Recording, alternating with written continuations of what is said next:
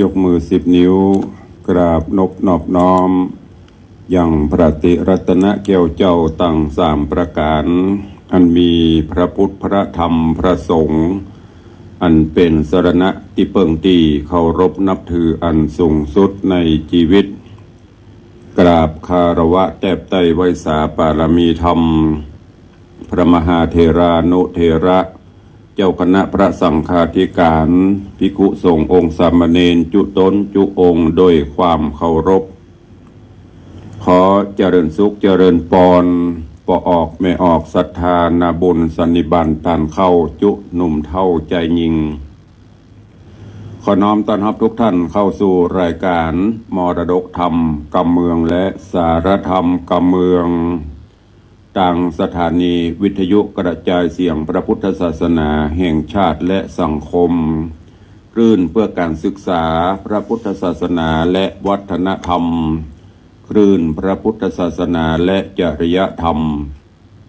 ส่งสัญญาณออกอากาศต่างสถานีวิทยุวัดฝ่ายหินตำบลสุเทพอำเภอเมืองจังหวัดเชียงใหม่ในระบบคลื่นความถี่ FM 104.50 เมกะเฮิรตซ์สถานีวิทยุคลื่นพระพุทธศาสนาและจริยธรรมในความอุปถัมภ์ของมูลนิธิพระบรมธาตุเจ้าดอยสุเทพส่งสัญญาณกระจายเสียงในระบบคลื่นความถี่ FM 96.0 เมกะเฮิรตซ์ตลอดจนสถานีวิทยุชุมชนต่างๆที่ได้ลิงก์สัญญาณนี้ออกอากาศให้ญาติโยมตั้งหลายได้รับฟังกันอยู่ในเวลานี้พร้อมกันนี้ยกมือ10 นิ้วถวายการต้อนรับและเจริญพรต้อนรับพ่อแม่ครูบาอาจารย์พระเจ้าประสงค์องค์เนรสาธุชนญาติโยม FC แฟนรายการทุกรูปทุกท่านที่ได้ติดตามตั้งหน้าจอ Facebook ไลฟ์ในการไลฟ์สดหน้าจอ Facebook ของวัดวังสิงห์คำหน้าจอ Facebook ไลฟ์ของธรรมะคลื่นสีขาวหน้าจอ Facebook ไลฟ์ของสถานีวัดฝ่ายหินของท่านอาจารย์พระครูสมุวิสุวัฒน์วรกิโจตลอดจนหน้าจอของ FC แฟนรายการทุกรูปทุกท่านเนอะที่ได้เข้ามาแล้วร่วมกันเผยแพร่นำธรรมคำสอนเผยแพร่รายการนี้โดยการกดแชร์โดยการลิงก์สัญญาณส่งไปยังกลุ่มเพื่อนๆแชร์ไปยังกลุ่มเพื่อนๆของทุกท่านเพื่อที่จะได้ติดตามสดับรับฟังรายการธรรมะข้อคิดดีๆในรายการนี้ดำเนินโดยกล่าวกับผมอาตมาภาพพระครูวิสิตศรีลาภรณ์รองเจ้าคณะอำเภอเมืองเชียงใหม่ฝ่ายการสาธารณสงเคราะห์และศึกษาสงเคราะห์เจ้าอาวาสวัดวังสิงห์คำตำบลประแดดอำเภอเมืองจังหวัดเชียงใหม่หรือตุลุงในวังนำรายการนี้มาพบปะกับทุกท่านทั้งทางสถานีวิทยุและต่างหน้าจอ Facebook ไลฟ์ตั้งแต่เวลานี้เป็นต้นไป เจริญพรต้อนรับเนอะพี่ไอปฏิวัติยาสมุทรพี่ไอตายโชเฟอร์ผู้อารีเจริญพรต้อนรับโยมสมทรงสิทธิตาเจริญพรต้อนรับโยมหนูสุพินวิริยาเจริญพรต้อนรับคุณโยมแก้วรอดสการเนอเข้าสู่รายการในตอนนี้กำลังไหลกันเข้ามาทางหน้าจอ Facebook ไลฟ์ตระจนญาติโยมที่ติดตามมาฟังกันทาง YouTube เนาะ บ่ได้ปะได้การสดก็ไปฟังย้อนหลังในช่องของ YouTube ได้เนอะก็ปะกันวันนี้อากาศค่อนข้างจะหนาวอากาศจะเย็นแล้วเนาะ2 วัน 3 วันมานี้ อากาศเย็นฟ้าฝนก็คงจะเกือบหมดเนาะแต่คงไม่ใช่ว่าหมดนะเกือบหมดมันก็บ่แน่บางเทื่อก็จะมีลมฟ้าลมฝนมีพายุมีอย่างมาเอาก็ไม่ฮู้ล่วงหน้าบางวันก็ท้องฟ้าอึมครึมแต่ว่าช่วงนี้ท้องฟ้าเปล่งใสไวยะฟ้าหลังฝนย่อมสดใสเสมอก็ขอให้ชีวิตของทุกท่านเนอะฝ่าฟันปัญหาอุปสรรคต่างๆ คือมันทะลุทะลวงเหมือนอย่างท้องฟ้าในยามนี้ท้องฟ้าเขียวสีครามอย่างที่เราได้ยินคนบอกนะฟ้าหลังฝนย่อมสดใสชีวิตต่างๆที่มันมีปัญหาเรื่องราวอย่างมากก็ขอให้มันผ่านพ้นไปกับหน้าฟ้าหน้าฝนกับเมฆฟ้าเมฆฝนตอนนี้ไปก็ขอให้ทุกท่านมีชีวิตที่สดใสกิจการใดๆก็ขอให้ทะลุทะลวง ถล่มทลายการเงินการทองหน้าที่การงานต่างๆเนอะอยู่ดีมีสุขหมดทุกข์หมดโศกหมดโรคหมดภัยโดยขออาราธนาคุณพระแก้วเจ้าทั้งสามได้ปกห่มอภิบาลคุ้มครองทุกรูปทุกท่านคือมีความสุขบานหวั่นใจปรารถนาใดสมความปรารถนาเหมือนกันทุกตนทุกท่านทุกคนทุกตนทุกองค์ตุย ปากันวันนี้ก็เข้าสู่หัวใจของรายการก่อนเนาะตั้งวิทยุก็ดีตั้งหน้าจอตอนนี้เข้ามารายงานตัวกันเรื่อยๆเนาะสะบึดตายรายการตุลุงก็จะไปตักตายทำกรรมเข้าสู่หัวใจรายการเสียก่อนพระธรรมเทศนาในรายการมรดกธรรมกับเมืองที่ได้นำมาเทศคือกับท่านทั้งหลายได้รับฟังกันก็อยู่ในเรื่องของจันทะฟองสมุทรต้องขอสุมาภัยเนอะบางวันก็อย่างที่ได้กล่าวได้บอกได้แจ้งไปแต่ต้นตุลุงอาจจะหายไปพ่องแวบไปพ่องก็ด้วยเหตุผลคนหลายๆประการ ก็ถ้าบ่มีภารกิจกิจการใดก็มาพบมาปะกับปออกไม่ออกศรัทธาตามปกติจันทะฟองสมุทรในผูกที่3ตอนที่แล้วลำดับลำดามาถึงตอนที่ป่อพญาเจ้าเมืองของเมืองปุระนครก็ได้นำปลาคือป่อพญาสิริมิธิราช สั่งให้เสนาอมาตย์นำปลาเอาลูกสาวคือสามาวดี หลังจากที่มีท้องโดยไม่มีพ่อเอาไปปล่อยไปลอยน้ำแม่ผู้บังเกิดเกล้าคือศรีวิมลาหูข่าวก็ติดตามไปอ้อนบอนขอป่อพญาก็บ่อนุญาตโปร่งปันนางก็ต้วยไปส่งลูกสาวปุ่นติดตาน้ำที่เปิ้นจะลอยเปเอาลูกลอยเปไปปุ่นไปให้หอนบอนตุกพร่ำพรรณนาโอ้ลูกกว่าที่แม่จะอุ้มปกยกยออุ้มต้องประมาณมาก่อนที่ลูกจะเกิดมาเลี้ยงใหญ่โตมาจนถึงป่านนี้เดี๋ยวนี้กรรมมาถึงมาเติงมาตันจะต้องได้ปัดจะต้องได้พรากจากกันจากที่ลูกเคยอยู่สุขสำราญบันใจตอนนี้ไปจะมีภัยมาดูแลเอาใจใส่ลูกจะมีภัยมาปฏิบัติลูกเหมือนอย่างที่พ่อที่แม่มีอยู่นั่นก็พร่ำพรรณนาเนี่ยญาติโยมท่านทั้งหลายหัวอกหัวใจน้ำจิตน้ำใจของพ่อของแม่ที่มีต่อลูกฮักห่วงหาอาทรบางครั้งตัวเก่าทุกทรมานยังปอทนได้แต่ขอให้ลูกได้พ้นจากวิกฤตปัญหาต่างๆ บางเตื้อขาดตีนขาดมือพ่อแม่พ่อจะมีก็อุปถากหยื่นฮื้อปันฮื้อไปโดยบ่ได้คิดอย่างใดๆทั้งสิ้นขอให้ลูกสมหวังนางพร่ำพรรณนาจะเยอะกลัวลูกกลัวเต้าไปตกระกำลำบากจนสลบเต้าล้ม อุบันหอกก็คือเป็นลมไปเด้อนางสนมกำนันทั้งหลายที่อยู่ที่หั่นก็ตั้งก็โอ้ตกอกตกใจก็ป้ากันมาพะนอบีบนวดไผมียาดมยาลมยาหอมจิตมาก็เอามาคือดมหือหยังเอาน้ำเย็นน้ำหยังมาหลบหน้าช่วยกันบีบกันนวดกันจนนางได้สติปิกฟื้นคืนมา ตอนนั้นก็สะเปาก็ล่องลอยลับตาไปละเมื่อเหตุการณ์เกิดปัญหายังไม่ได้ก็ป้ากันปิกเข้าบ้านเข้าวังไปแล้วก็บางท่านก็จมบางท่านก็แจ้งพญาเจ้าเมืองโดยเฉพาะป่อพญาสิริมิธิราช โอ้เป็นเจ้าพญาอย่างป้อมมีพญาบ่คิดพิจารณาบางพ้องก็จมก็เดือดสะปันในตอนที่แล้วมาถึงตัดที่นี้จบลงวันนี้ก็เชิญญาติโยมทั้งหลายเฮาได้ติดตามฟังกันต่อว่าเรื่องราวของจันทะฟองสมุทรจะเป็นจะได้ติดตามรับฟังในผูกที่3ตอนที่2เป็นลำดับไปณโอกาสบัดนี้ นะโมตัสสะภะคะวะโตอะระหะโตสัมมาสั สัมพุทธัสสะสาธโวฟังลาโสตุจันนะสัพปุริสะตังหลายตั้งยิงและใจม้วนหมู่ที่ใดปากันอยู่ทอมทาดาฟังยังรัสธรรมเทศนา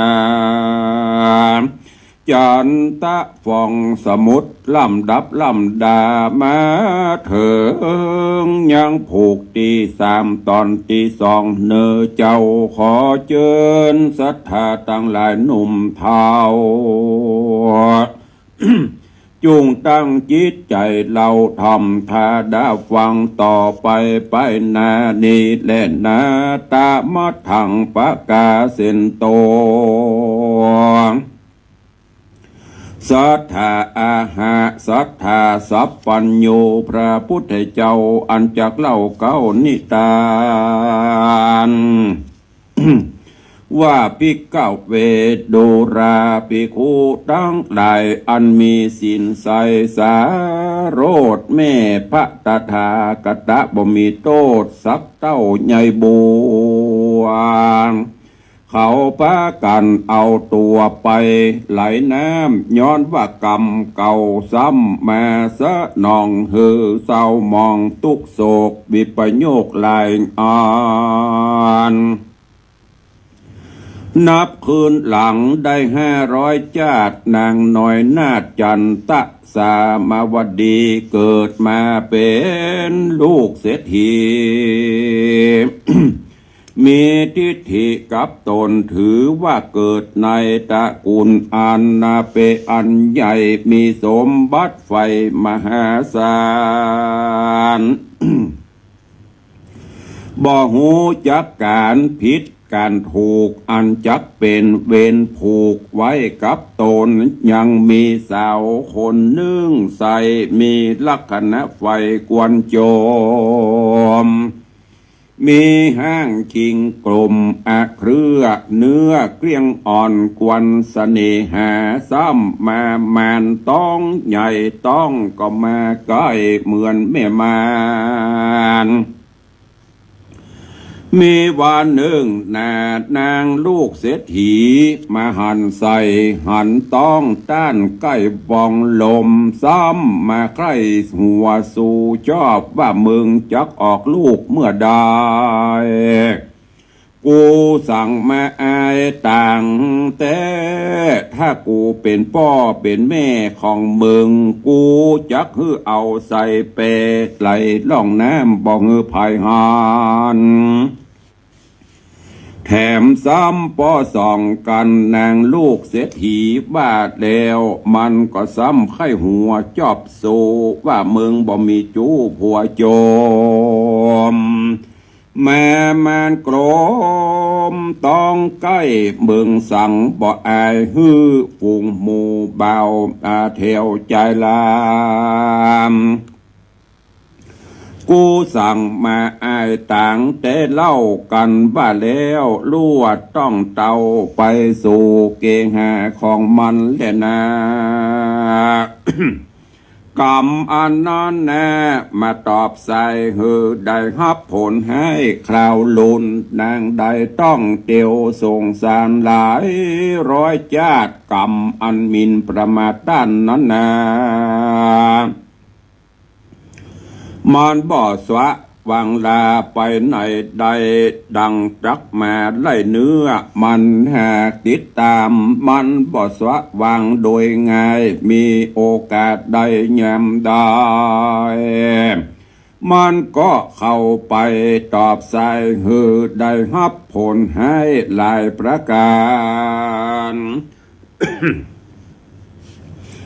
นางได้ต้องเตียวสงสารมาควายได้เกิดมาเป็นลูกนอนนะได้เกิดมาเป็นนางนาถจันตะสามา นางได้รักษาศีลใส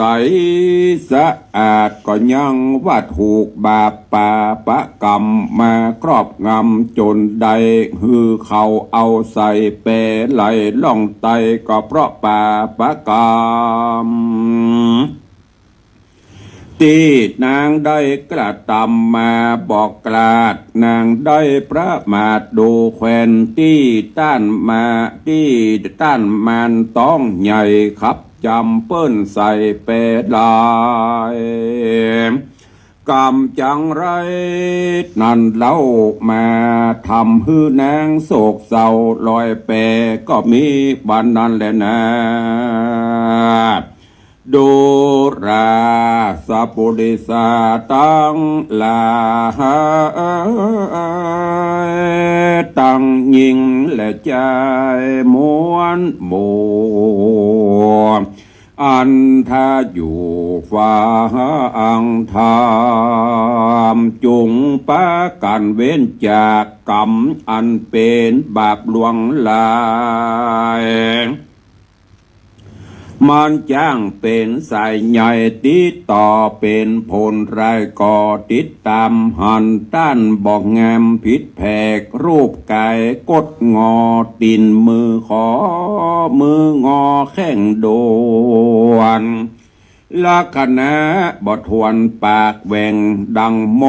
เป็นหลังโกดลมสันนิบาตย่างเตียวงกงากปุนดิกรัว มีเนื้อตัวเป็นปั้นเป็นเป้าเป็นตาเหลือกตาลาวเขียวเบ้าเขียวซุนเป็นปุ่มลามต้องใหญ่เป็นขาไปขาเป็ดเดินโซเซเข้าออกก็บอกวันจูบอกวันสู้ชอบใครหัวใส่เปิ้นใส่เขาบาปกรรมจักถึงตัวเฮาเมื่อลาเกิดมาจาดหน้ากรรมฝูงนั้นจักตัวตันบอกวันจักไปหันไปพันเยาะหยอกมาเนี่ยสอกกอกเฮียนแบบเหมือนเขากรรมบ่เบาแน่นหนีบติดตามบีบฮื้อเป็นไปหันคนใดตุกแยกอย่าได้ประมาทดูแควนจากเป็นเวนแตนตอบใส่ฮือเฮาได้ฮับผลให้เมื่อไปลุนป้ากันกระตำบุญไปอย่าได้ขาดหือมันใส่บาทพิคุเนนวันศีลดับเพนหืนแหม8 ค่ำหือพระพร้อมพร่ำไปฟังธรรมอันเป็นคำสอนพระพุทธเจ้าหือมีใจน้อมแนวเข้าหาธรรมตั้งใจฟังมันเตียงอย่ามิใจบิดเบี่ยงไปมาอย่านึกถึงเกหาห่อห้องตั้งบวกร้องปูป่าตั้งให้น้ำท่วมอย่าไปห่วงกับว่ากับน้ำว่ามีกาว่าบ่มีอย่าไปห่วงอีพี่น้องอันอยู่ห้องเกหาอย่าเกิดว่าเขาสารมีกาหรือว่าขาหรือว่าเคาะหม้ออย่าทรงใจล่อห่วงหามว่าลูกหลาน อยู่ต่างบ้านบ่อลังขี้คานพองัวควายตั้งของกะไข่ตีเปื้อนมาซื้อตั้งผืนแผ่นผ้าขวบใบตั้งพริกเกลือมีลายกาว่ามีน้อยอย่าหวังหอยหมู่แม่ตั้งให้นาเป็ดไก่หือได้ใจไฟตามกระแสธรรมหือจำจื้อไปใจทำบุญไว้ปออัตตา เพราะชีวิตเฮานี้นะมันบ่เตียงหูความเอียงแผ่พันจักใดวันใดภัยบ่หูวันนี้ยังอยู่หันแน่กันวันผูกภัยผ่านตายจากไผบ่คาดคะนิงเตอคะเนเติงฮือป้ากันล่ำเปิงไปใจอย่าได้นับอยู่กับเกณฑ์หลงเมาวินโลภมากหวังใดสุขมากเหลือหลายความสุขจักกลายเป็นเดือดฮ้อนย้อนกำน้าวนองตวยตานติดตามพันคำราบมีแต่ความสุขอาบหัวใจหวังสุขสบายโจมจืนกับบราบรื่นเศร้ามองเพราะกรรมสะหนองตอบใสมีแต่ผลร้ายทอดละมานแม้บันดาลฮือเป็นไปต่างคนเฮาเกิดมาทุกวันนั้นนาบ่เหมือนกันก็เพราะการกระทำแตกต่างบ่เหมือนกันสักอย่างและนาพองก็มีบาปหนาโลภมากพ่องมีใจกล้าหยาบเหลือหลายฆ่าสัตว์มาเลี้ยงรูวายทุกข้าพ่องก็ขนาข่มเหงอย่างคนทุกข์เข็นลำบากพ่องก็ใจลมปากหลอกลูห่วงพรางเอาเงินคำตั้นต่างผู้พ่องมีจูมากหลายผัวพ่องหนัวแต่ลูกเมียของตั้นพ่องลานตาเถพ่องล้านตาแก้วตีนมือบอเซลงอตีนมือบ่เซลงอแงงอดแงดเนื้อหนังแตกลุยลายรูปร่างบ่พังภายเป็นขี้เปรียบางพ่องก็ตำเตียเหลือพระมานบางพ่องก็สูงโงนงานลำหมอกบางพ่องปัญญาคล่องปากแหลวพ่องบ่ซับเซลดักจือพ่องก็มีเงินเป็นหมื่นตือหลวงหลายจ้างมาหัวควายมวลหมู่อยู่ตั้งอยู่ปริโภคสำลาน พ้องเป็นตุกผ่านเหลือแหล่เข้าน้ำวิตแต่แหล่งไงดังนั้นนะด้านตั้งหลายมวลหมู่ที่ทาอยู่ดาฟังตั้งยิงใจหนุ่มเท่าฮือพิจารณาเล่าตัวตามเพื่อเป็นการบรรเทาเสียยังบาปอย่าได้โลภมากหันแก่ตัวของของกวนกัวเฮาบ่ลางบ่ลางจุ่งเอากันแห่งนี้ไก่ดังนางสะลีไว้นอนเอาจันตะสมาได้ตีเตียนนินตาตานแต่ก่อนกำลวดบ่พรติดตาม ถูกใส่แปรไหลล่องน้ำเพราะกรรมตัวซ้ำตัวนางฮือตกผ่านจุตุกยากจะแลนาตาในกาดละนันนางนอจันสามากันหมู่เสนาตัดเชือกน้ำปุ่มเปลือกเปรไหล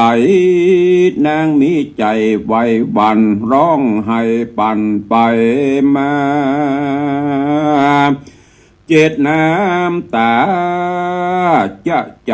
เนี้ยร้องไห้ก็เนี้ยเจียนจาสั่งเสนามวลหมู่นางนาฏนมกูวังนายตั้งสายใจแม่ไทยจุ่งอยู่ใดสวดสดีนางแปงสลีหน่อยนาดให้บอกขาดวอย ไหลล่องลอยตัวยน้ำจนล่วงลำเวียงใจแปรไหลไปยะย่องลางเตื้อไปตกบวกล่องวังวนละสายน้ำจนปัดล่องเปลวน้ำหอบป่าบนล้างเตื้อลมตีน้ำปุ่มเปือกขึ้นน้ำเสือกไหลไกลกันมานางลาบตากำแปรไว้มันคลื่นน้ำปันตีเต็งแปรงนเงินดังจักความนางตกใจล้ำหลอดตาย มีแต่ให้ไวๆกลางน้ำอันใหญ่กว้างวังวนเพราะบุญตนนอดเนาโพธิสัตว์เจ้าอันอยู่ในต้องแห่งนางบ่เป็นอันตรายสังสักสิ่งเปบ่ดิ่งจมลงกลางน้ำคงกาแม่น้ำใหญ่เปื้อบุญพระแก่นไทยโพธิญาณอันอยู่ในครบอันอยู่ในคันแม่เจ้าเกิดนางนอดเนาจันตะสามานางโสภาต่ำก้อยว่าโอ้ยนอลูกนอแม่ล่างตายผ่านเจ้าอยู่ในคันบ่ตันเกิดบ่หันโลกโลกาเจ้าจักมาตายโดยแม่เป็นอาหารแก่ปูปลาฝูงเงือกแงจักเคจักตะจักกาบเดียวเป็นอาหารสั่งมาทุกผ่านนักเกตนับเป็นแต่กรรมอันใดฮือเขาเอาใส่แปดไหลล่องน้ำลูกน้อยเตี้ยงบ่เป็นคนกูผาธนาใครใดลูกฮือมาเกิดกับตนสามมาโตกลางโหนน้ำใหญ่จักเป็นคนใดสันใดลูกเกิดในต้องของแม่ป้อยจักแผ่นาตายตามแม่หวังจักหันนาลูกอันทวนถูกหัวใจป้อยจักตายไปเสียเล่าจักเป็นผีเฝ้าแม่กงกานางก็มาให้จะกับลูกในต้องนางน้ำก็มาปัดถีบต้องไหลไปหันแต่น้ำไหลกับฟ้าบ่อหันป่าหญ้าดอยดงบ่อหันคนและป่าไม้นางเต่าร้องไห้เดียวใดริร่ำลิอาวาห้ำริห้ำให้กับลูกในใสอันบอดดันได้เกิดมาแรงเตื้อได้หันป่าตัวใหญ่เข้ามาใกล้เปนางลางเตื้อหันจักขี้มาขวางตั้งนาตัวใหญ่อ้าปากไว้ดังจักกินนางเมาเวินร้องไห้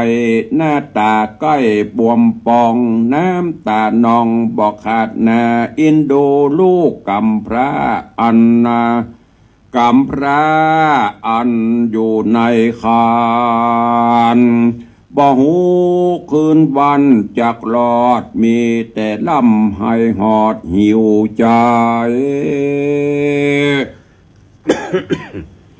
นางก็มีมาลีลำลายบ่แล้วอินโดลูกแก้วของตนความทุกข์จนลำบากอินโดนางเกี่ยวนาดสามารถลอยกลางกงกาสมุทรใหญ่เพาะปว หนบาปใบปลานางก็มายกมือสากราบไหวยังเตปะทายหมู่เตวาว่าขอเทวดาตนองค์อาจอันอยู่ปราสาทวิมานคำอันทักษากงกาแม่น้ำอันอยู่ย่านกวางสมุทรนาเตขอฮือมีคุณนาแพ่กวางฮือข้าได้ออกจากแม่น้ำกงกาขอคุณอินตาตนใจกว้างอันอยู่ต้าต่างเมืองสะวันจุงเล็งหันขนาดน้องอันตุกตำก้อยบอนหาขออินตาตนวิเศษช่วยฮือป้นเขตกงกานางยอมือสาใจใจยังเตปะไทยนานาว่าขอฮือมาช่วยกรรมฮือล่วงล้ำอนตรายก็มีวานนั้นแหละนะเนติตังขีญาสังวันนาวิเศษจาห้องเหตุอันกล่าวยังจันตะฟองสมุทรผูกทวนสามก็บังโกมสมเรศเดช พระธรรมเทศนาเบิ้นเมืองเหนือเรื่องจันตะฟองสมุทรตุลุงได้เตดมาถึงยังตอนผูกที่3จบปริอุ่นนางไปข้างแหม13ผูก13กัน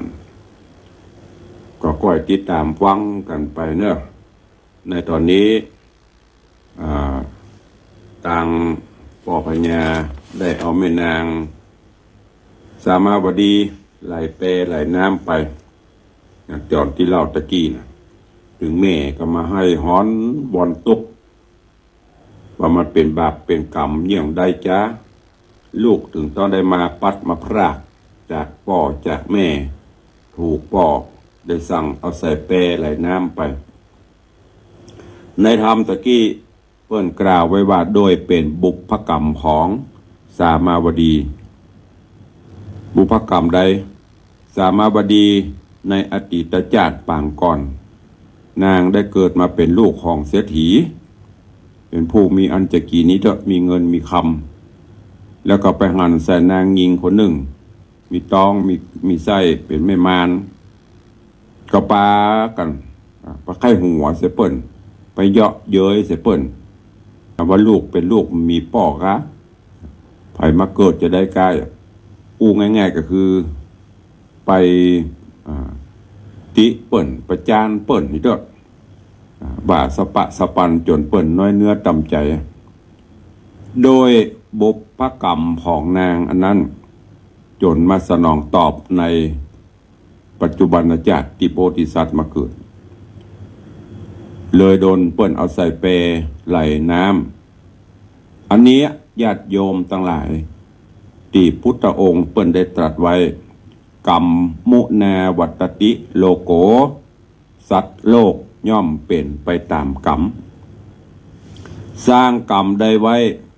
กรรมนั้นไซย่อมตอบสนอง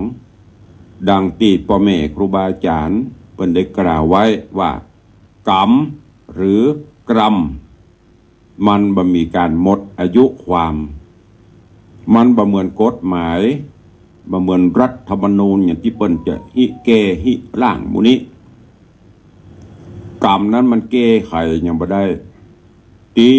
ตามตนตัวเข้าไปทุกภพทุกชาติจนกว่ามันถึงเวลามามันก็ต้องทดแทนไปสร้างกรรมอันนั้นเนี่ยอย่างนางสามาวดีเนี่ยอดีตชาติปางใดระบุ หันเปิ้นมานไปไข้หัวเยาะเย้ยเปิ้นไปติชินนินตาไปว่าหายเปิ้น สุดท้ายกรรมนั้นก็ยังมาโตยมาตอบอยู่ แม้นโพธิสัตว์เจ้าผู้มีบุญมาอยู่ในต้องก็ยังป้นที่จะต้องโดนไหลเปไหลล่องไป เพราะฉะนั้นพอออกไม่ออกศรัทธานาบุญตันทั้งหลายขอให้เฮาตันทั้งหลายได้สร้างแต่กรรมดีจะไปซบประมาทดูแควนเปิ้นถึงบอกว่าหันเปิ้นตุกเนี่ยหันเปิ้นได้ดีจะไปค่ได้หันเปิ้นขี้ไร้จะไปดูแควนก็ย้อนจะได้กล่าวตะเกียมันเป็นบุพกรรมของภัยของมันบางท่านก็เกิดมาบนกองเงินกองทองเป็นเจ้าของทรัพย์สินสลิงคานนักมีรูปร่างหน้าตาสวยสดงดงามหล่อเหลาเอาการบางพ่องก็เกิดมามีรูปร่างอัปลักษณ์อย่างที่เขาหันกันเนี่ยมีสปะปุ่มเปียปอมปุ่มเปียปุ่มปองต้องมันที่เป็นเปียเป็นง่อยเตียวกับหกกับเพกเป็นลมสันนิบาตหมูเนี้ยที่เขาหันก็มีเขาได้หันอยู่หันบ้านแล้วจะไปไข้หัวเสเปิ้ลจะไปเยาะเย้ยเปิ้ลเพราะมันเป็นกรรมวิบากของเปิ้ลเพราะว่าจังอันใดก็จังได้อันนั้นไปติไปชินเพราะว่าเปิ้ลกรรมนั้นไปไหนเมื่อมันก็จะมาตอบเฮาด้วยเหตุผลนี้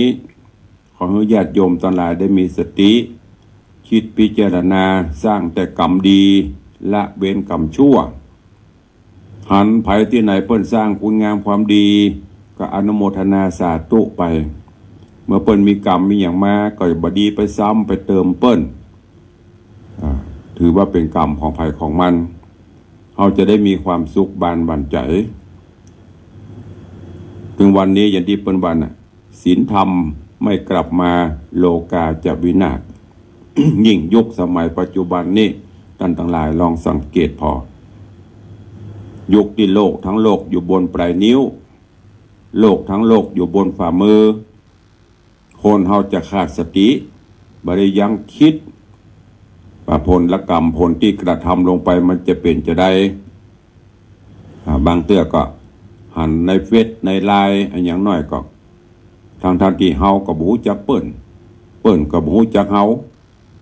เปิ้นจะดีจะได้บ่ฮู้ปากันไปกดไปคอมเมนต์ไปด่าไปตราม่าเปิ้นลองเอาใจเขามาใส่ใจเราหากว่าวันใดวันหนึ่งเฮามีสภาพเป็นเช่นนั้นหรอแล้วเปิ้นด่าเปิ้นคอมเมนต์หรอเฮาจะคิดจะได้เนี่ย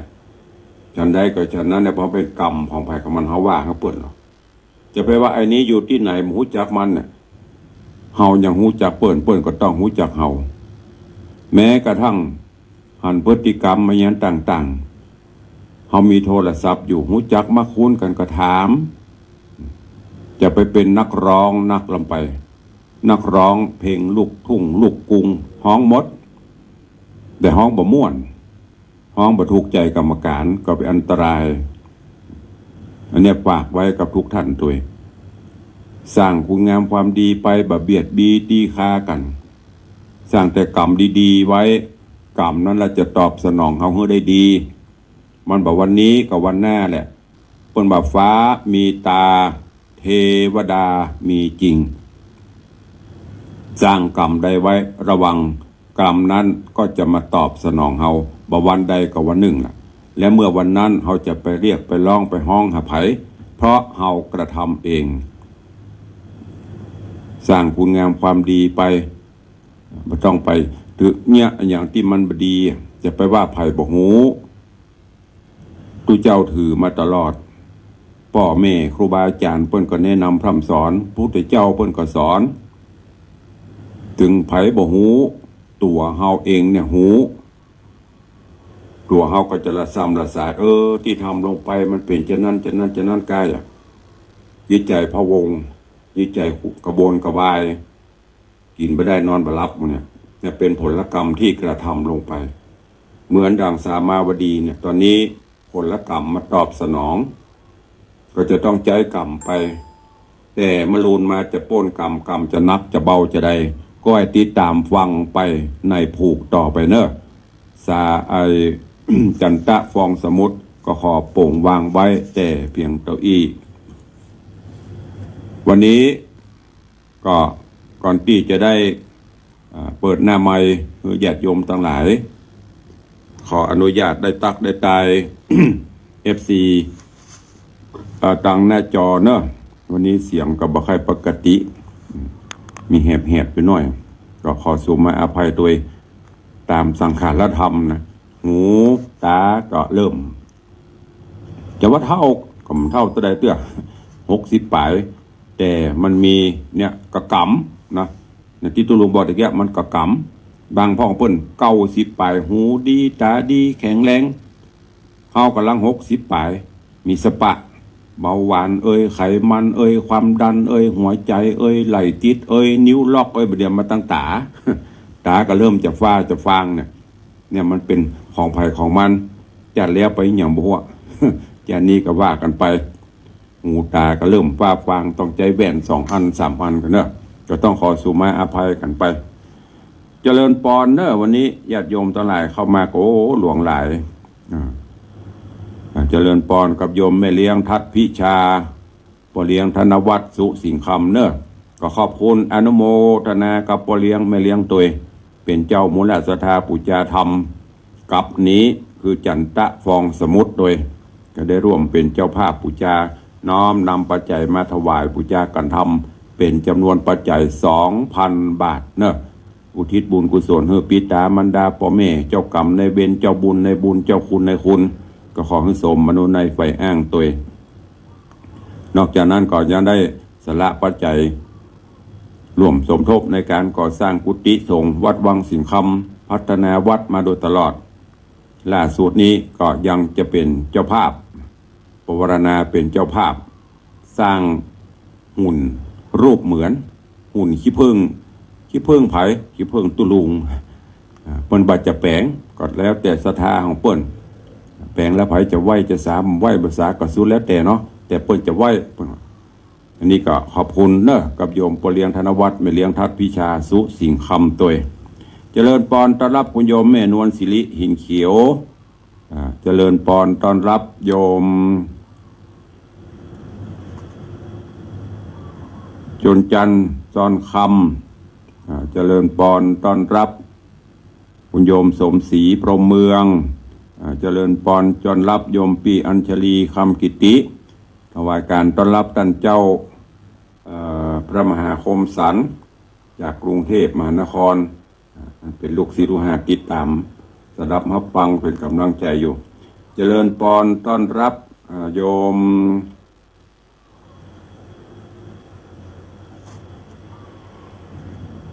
มันไหลขึ้นไหลลงไหลขึ้นก็เดี๋ยวมันจะหายนะภายพ่องโยมจันทร์สายแปลงหลวงคุณโยมพิรุณพักดีนี่ก็มนุษย์กระดูกเหล็กมันปลูกผักปลูกไม้ปลูกอย่างทำเกษตรกรกับบอยู่บดายหันอยู่ติดตามทุลุงก็พออยู่เนอะตั้งแต่บนโพสแต่บ่ได้คอมเมนต์ไปขอบคุณตัวที่ได้ติดตามเนอะสักวันก็เอาผักเอาอย่างมาตาลไปพ่อง เจริญปอนคุณโยมจันทร์สายแปลงหลวงเนาะตักปัตตะกี้ละเจริญปอนกับโยมปินันล่าเนอะปินันจรันปิยจันทร์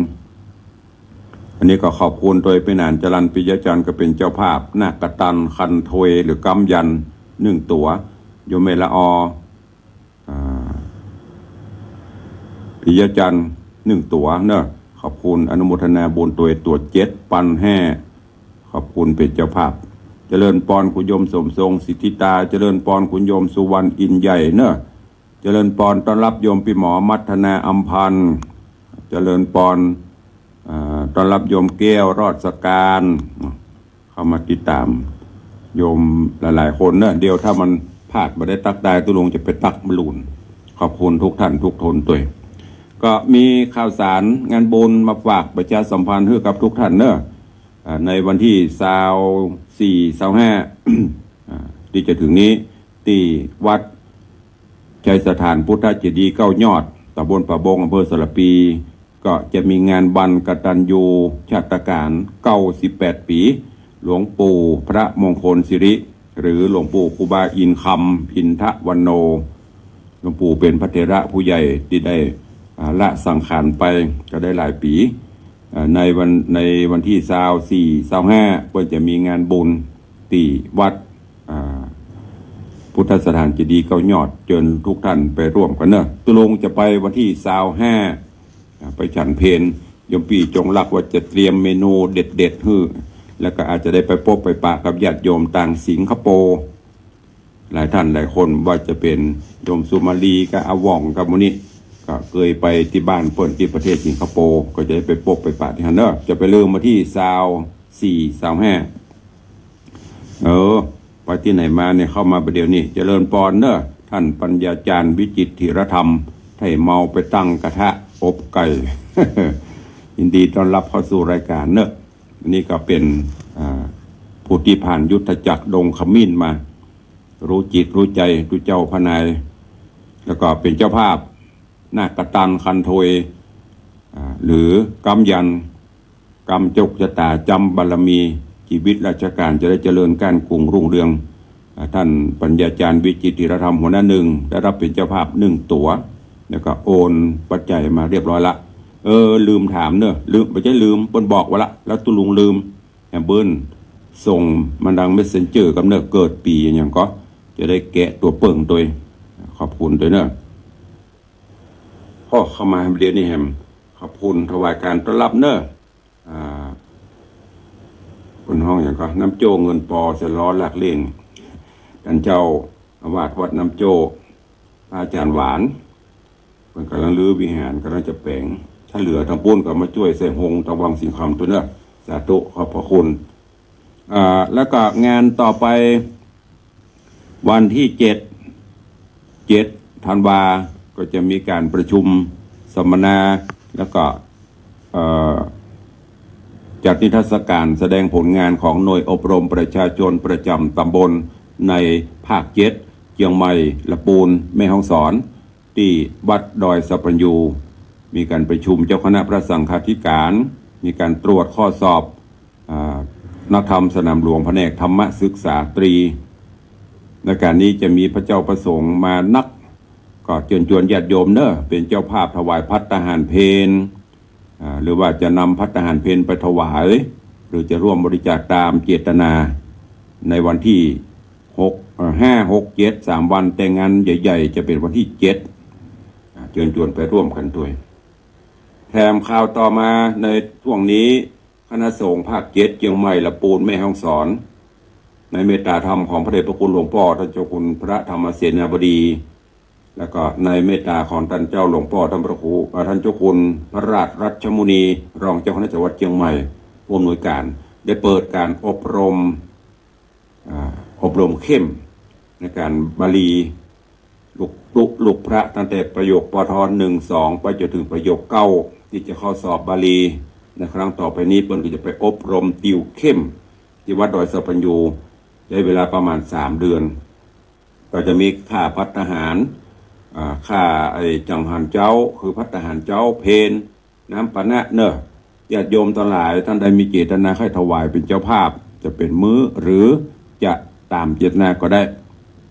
เป็นเจ้าภาพถวายภัตตาหารแต่วันนั้นพระเดชพระคุณหลวงพ่อ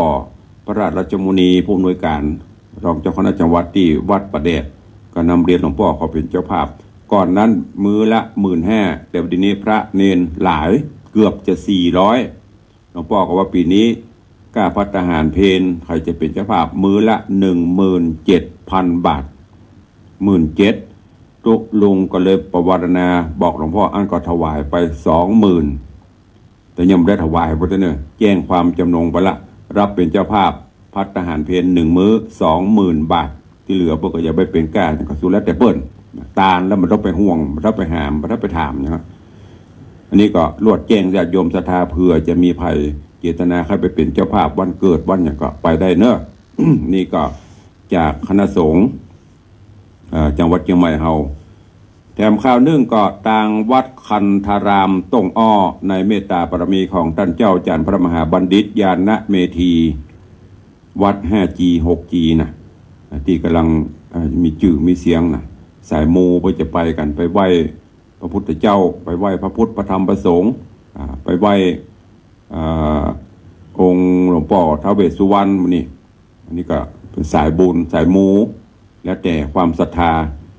ก็ที่วัดนี่เปิ้นมีกิจกรรมนักท่านเจ้าสร้างบารมีธรรมโปรดคนบอกว่าจะเป็นโรงศพทุกวันที่16กะ